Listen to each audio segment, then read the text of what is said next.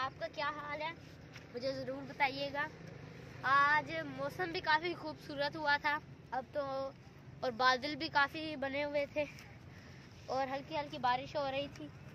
तो बाहर मेरे दोस्त आ गए पहले ही कि चलो जैगम हम चलते हैं बाहर, नहर पे आज जाने का मूड हो गया है।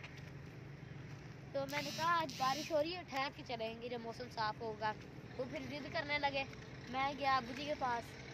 मैंने अबू जी को कहा, अबू जी मेरे दोस्त आए हैं, मैंने नहर पे जाना है, वो मुझे बुला रहे हैं। अबू जी ने बोला अभी बारिश हो रही है, रुक जा। मैंने कहा ठीक है, मैंने उनको बोल दिया।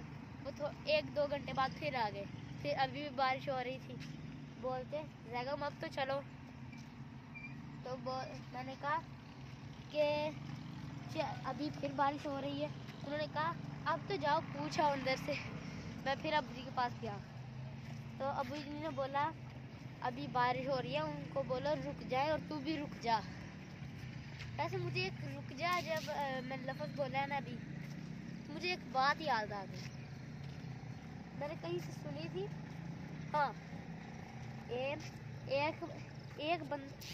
एक आदमी पहाड़ी के दामन से गुजर रहा था, तो उसको गैब से एक आवाज़ आई, रुक जा। वो उसी जगह पे वहीं पर रुका। तो सामने से पहाड़ी थी, काफ़ी बड़ा पत्थर उसके सामने आ गिरा। तो उसकी जान बच गई। तो उसने अपने कहा, ऐ गैब से मुझे आवाज़ देकर बचाने वाले, तेरा शुक्रिया। फिर उसने कहा कोई बात नहीं। तो आगे वो फिर गया। एक दफ़ा वो रोड पार कर रहा था वो बंदा।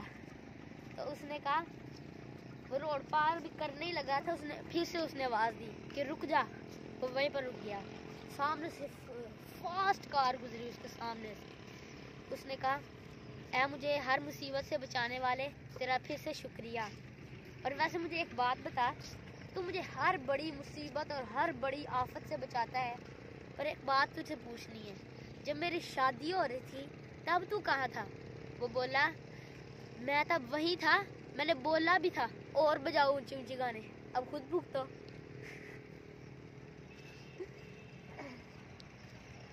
अहमद यार, आज मौसम भी काफ़ी खूबसूरत है और नहर भी काफ़ी अच्छी तरह से, आगे पुल बन रहे हैं शायद नहर का।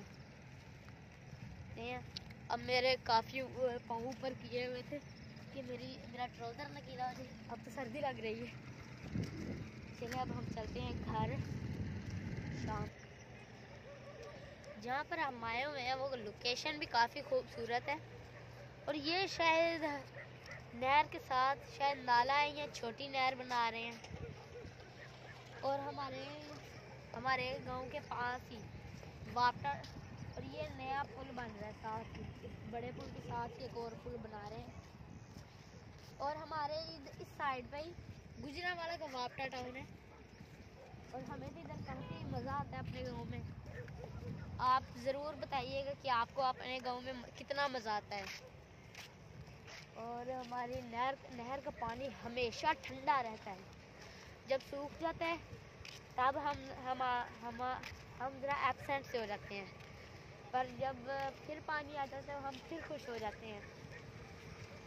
तो बच्चे तो इधर गर्मियाँ अभी जून में तो हर वक्त इधर होते हैं।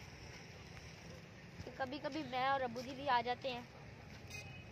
गर्मी काफ़ी लगती है। सर्दियों में लाइट हो या ना हो उसकी कोई टेंशन नहीं होती, पर जब गर्मियाँ आ जाती हैं हल्की सी लाइट चली जाती है, हम लोग इधर नहर पे।